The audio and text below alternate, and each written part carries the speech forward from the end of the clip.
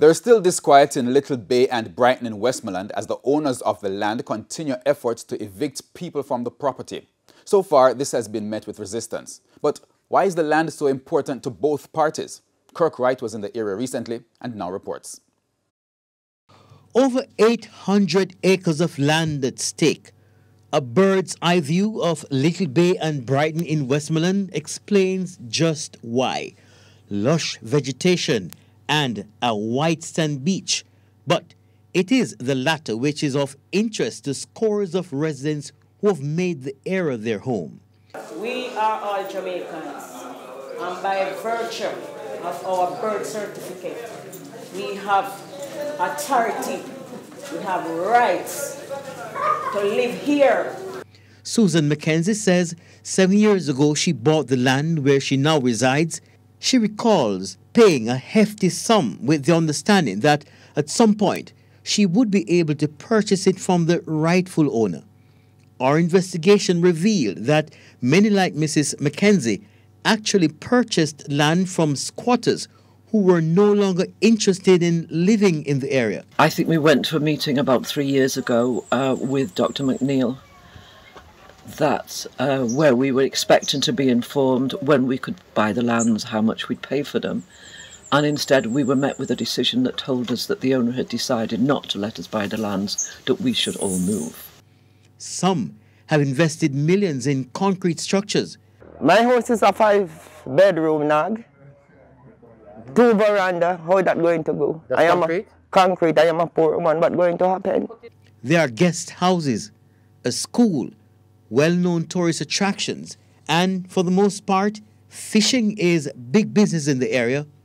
But the registered owners are John and Kathleen Huster of a United States address.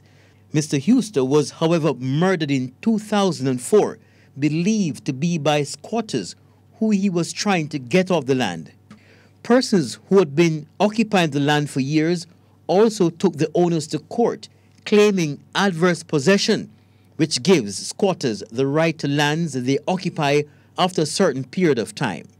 They lost that battle back in 2011. There is no way on earth in today's Jamaica you're going to have over 800 acres of land and having over 500 different homes on the land.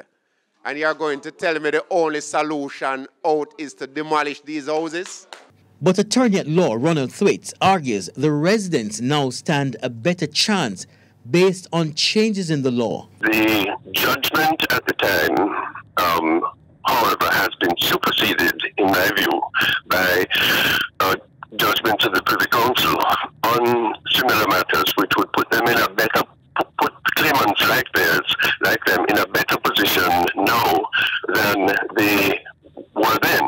He currently represents some of the residents and warns that any move to evict the people of the land could lead to regret.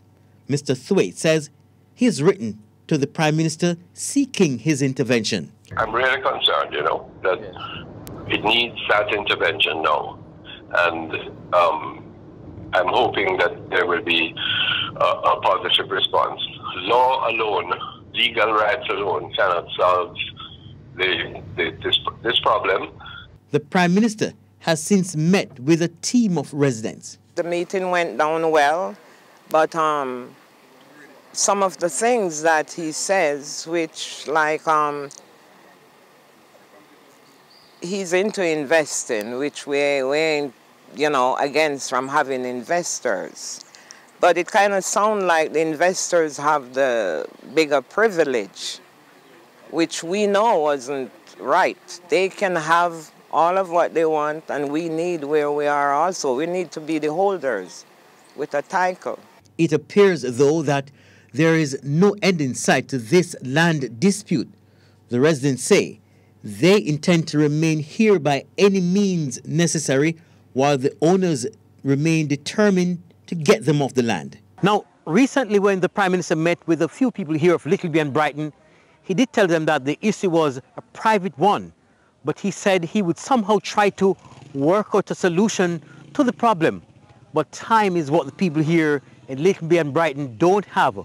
Kirk Wright here in Little Bay, For TVJ News.